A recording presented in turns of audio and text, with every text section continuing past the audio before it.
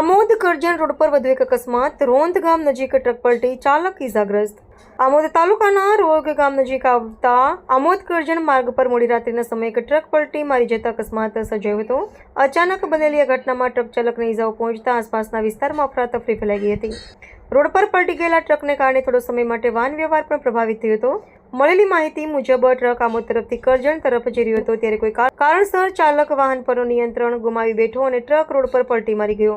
અકસ્માત નજરે પડતા જ સ્થાનિક લોકોએ તરત જ 108 એમ્બ્યુલન્સ સેવાની જાણ કરી હતી. ઘટના સ્થળે પહોંચેલી 108ની ટીમે ઇજાગ્રસ્ત ચાલકને પ્રાથમિક સારવાર આપ્યા બાદ વધુ સારવાર માટે આમોદની રેફરલ હોસ્પિટલમાં ખસેડ્યો હતો. હાલ ચાલકની તબિયત સ્થિર હોવાનું જાણવા મળ્યું છે. આ ઘટનાને પગલે આમોદ કરજણ રોડની હાલત ફરી ચર્ચામાં આવી છે. સ્થાનિકોમાં ચર્ચા છે કે સરકાર દ્વારા રોડના કામ માટે મંજૂરી આપવામાં આવી હોવા છતાં માર્ગ પર યોગ્ય પહોરા, સાઇનેજ અને મરામતના અભાવે વારંવાર અકસ્માતો સર્જાઈ રહ્યા છે. રોડની ખસ્તાહાલ સ્થિતિ અને સુરક્ષા વ્યવસ્થાની ઉણપને કારણે વાહન ચાલકોને મુશ્કેલીનો સામનો કરવો પડી રહ્યો છે.